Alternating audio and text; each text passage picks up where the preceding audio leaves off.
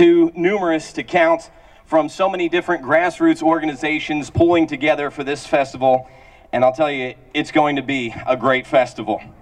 A true celebration of freedom, with the perfect mix of music and entertainment booths, citizen speakers and candidates, and all right here on the great lawn of our capital, Frankfort, Kentucky. And it's a good thing we got the great lawn to hold this great crowd. Tell you, I've worked rock concerts on the waterfront in Louisville that don't hold a candle to what we're doing here today. What are we doing here today? And that's the question. What draws us out of our own safe, comfortable homes to gather with strangers? The mainstream media will tell you hate and anger. I disagree. I say more like love and understanding. A love of our country and an understanding that we're going the wrong way. Some people might say hope and change bring people out. I don't buy that either. You don't need hope when you already have faith. You don't need to change what you already know works. So again, why are we here? Well, I'll tell you why I'm here. I'll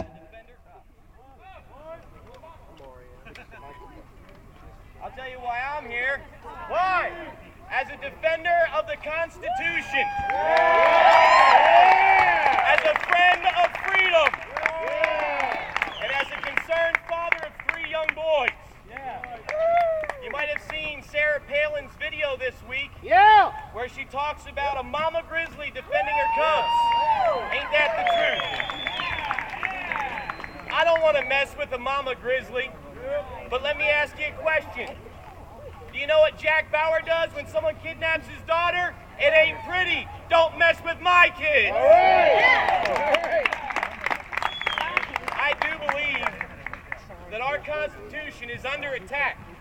And for the sake of my boys and future generations, we must fight for their freedoms. And we must pass that on to the next generation.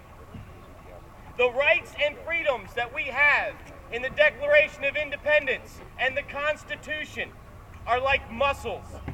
They give us strength to fight an overreaching, overpowering federal government. But like muscles, if we do not exercise our rights, we will lose our rights.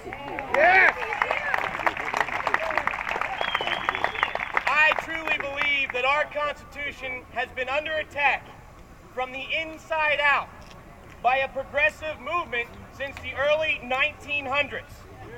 It's just taken us this long to realize it. But now that we have, we cannot pretend that it doesn't exist. I could go on and I could list all the reasons that I believe this to be true. I could talk about unconstitutional health care, unconstitutional federal finance reform, unconstitutional cap and trade, immigration reform.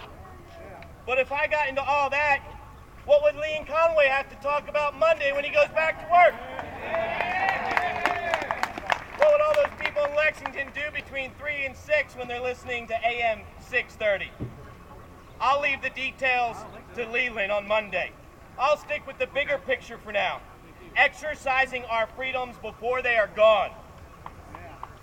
The time is now. In this 2010 election cycle, we need true representative government back working for the people.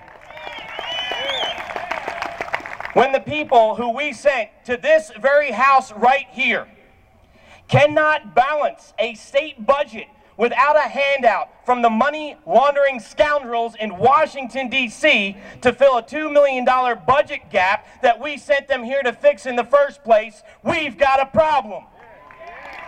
It's a big problem. It's deep and it's long. And we must address it at every level of government.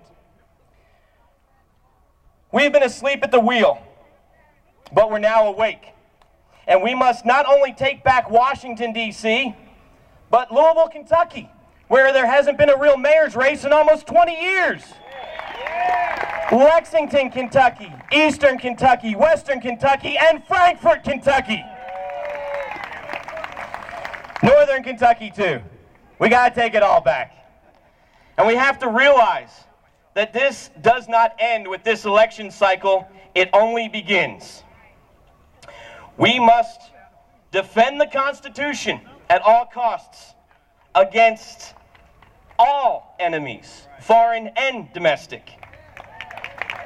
We must stop the generational theft that is going out of control through a progressive entitlement programs, bailouts, and overspending.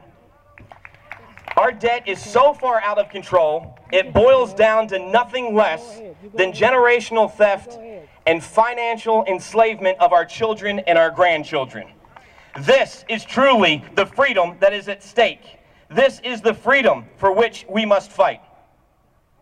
I'm originally from the Philadelphia area. I moved down here back in 1990, and I consider myself a Kentuckian now. But my favorite founding father is, by no surprise, Ben Franklin. Ben Franklin once said, "If you would not be forgotten as soon as you are dead, either write something worth reading or do